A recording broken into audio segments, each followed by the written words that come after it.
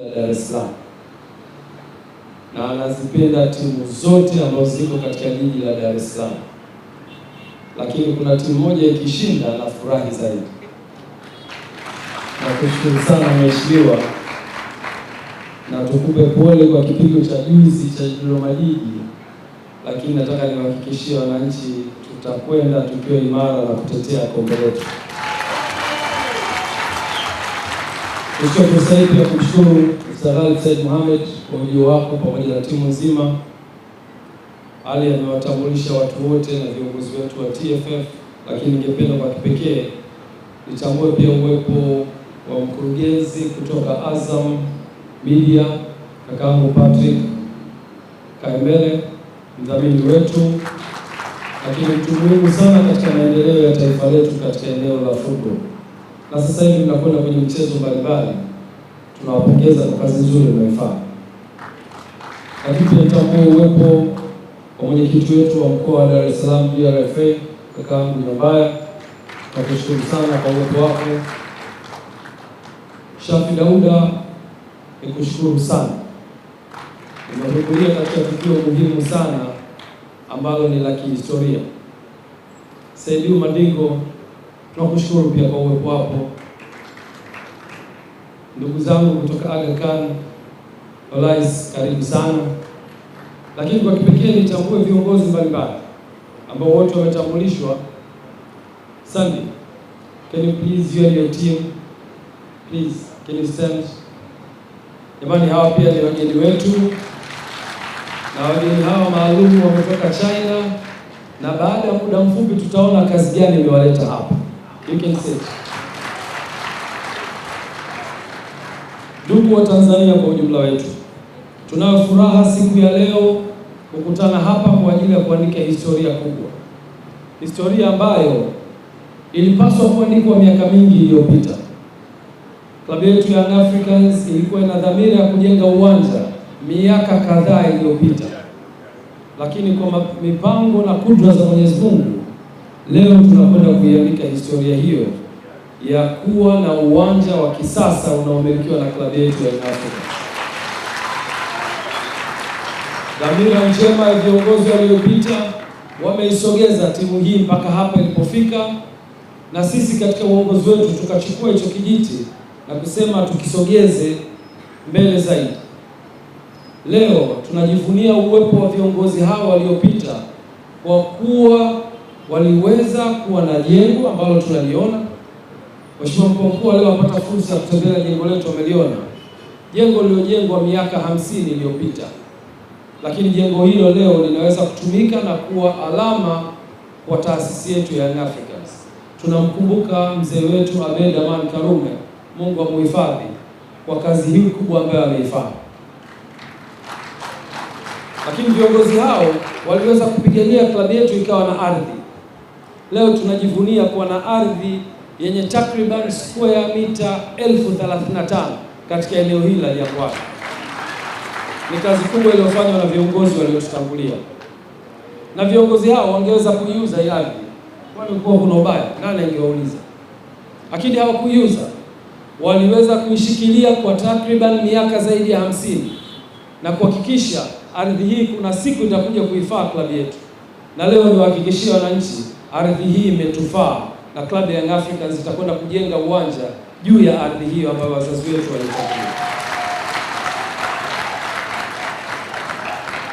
Tulipoingia madarakani tulisema kipaumbele cha kwanza kitakuwa ni uwanja. Lakini katika hesabu sahihi za uwekezaji, sababu mimi background yangu ni investment, hauwezi kukurupuka timu ambayo haijashinda ubingwa, timu ambayo haijafanya vizuri uwanjani, timu ambayo haina uongozi imara, timu ambayo haina maendeleo mazuri, haivutii wawekezaji, haivutii wafanyabiashara, ukasema mwaka wako wa kwanza ujenge uwanja. La hash, huwezi kufanikiwa. Biashara inataka kuvutiwa. Mwekezaji yoyote anahitaji kwenda sehemu ambayo iko imara, ina fan base kubwa, ina uongozi imara, ina miundombinu mizuri ya uongozi na utawala, lakini pia inavutia watu wengi. So tulipochukua uongozi, tuliweka kipaumbele cha kuhakikisha timu yetu inafanya vizuri. tuhakikishe tunaimarisha uongozi, tuhakikishe tunaimarisha eneo la secretariat ambayo Andre Mtini amefanya kazi kubwa. Nakupongeza sana Andre Mtini. Tulipoanza kufanya vizuri, tulivutia watu wengi kusogea kwenye timu yetu, na tukawafanya watu hao leo kuwa tayari kuwekeza kwenye timu yetu. Baada ya kufanya hivyo, miaka minne tumechukua makombe ya ligi kuu ya NBC, tumechukua makombe ya FA Cup, tumechukua ngao za jamii, tumefanya vizuri kimataifa. Sio maendeleo ya kubeza, lakini sio tu hivyo, tumefanya vizuri pia kwenye wanachama. Tumesajili wanachama nchi nzima, tumefungua matawi nchi nzima, na matawi mengine yako nje ya nchi, na hivi sasa tunaelekea sasa kuwavutia watu wengi kuja kwenye klabu yetu, na watu hao watakuwa tayari kuwekeza. Moja katika uthibitisho wa uwekezaji huo, miezi michache iliyopita klabu ya Yanga ilitangaza nafasi za uwekezaji kwenye ujenzi wa uwanja. Taasisi mbalimbali zikaomba, na mwishoni secretariat ikapokea maombi hayo na kuyachuja, na finally kupata majina machache yaliyoletwa kwenye Excom, na tukachukua fursa hiyo kama viongozi wa Excom uweza kuchambua taasisi hizo ili kumpata aliyekuwa bora ambaye anaweza kutusaidia kwenye eneo la uwekezaji wa uwanja. Hapo ndipo tulipoangukia kwenye mikono ya GSM Group. Tuwapigie makofi tafadhali.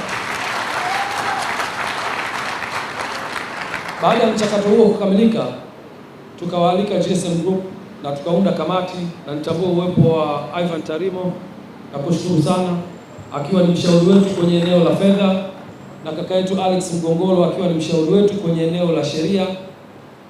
Tukaweza kuwapitia na kukaa na GSM Group na kueleza dhamira yetu, na dhamira hiyo ikapokelewa kwa mikono miwili.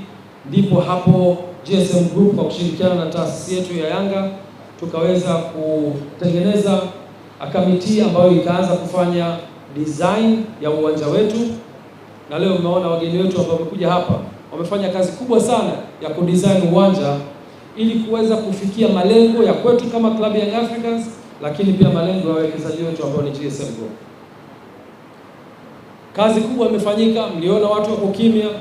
Kazi hiyo ni kufanya design, architectural design ya uwanja, kufanya structural design ya uwanja, na baadaye kufanya costing, kupata gharama za uwekezaji.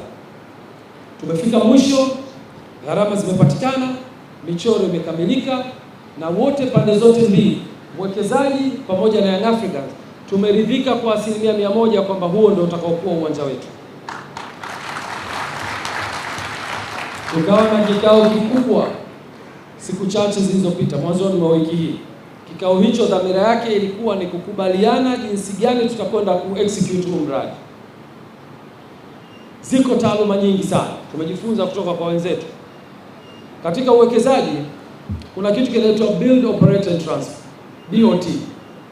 Unaweza ukajenga, ukai-operate na ukafanya transfer. Ni mfumo mmoja wapo wa uwekezaji kwenye viwanja na kwenye miradi mbalimbali. Kuna EPC, engineering, procurement and construction, na saa nyingine kuna financing. Mtu anakufanyia design, anakununulia vifaa, anafanya ujenzi na anagharimikia pia.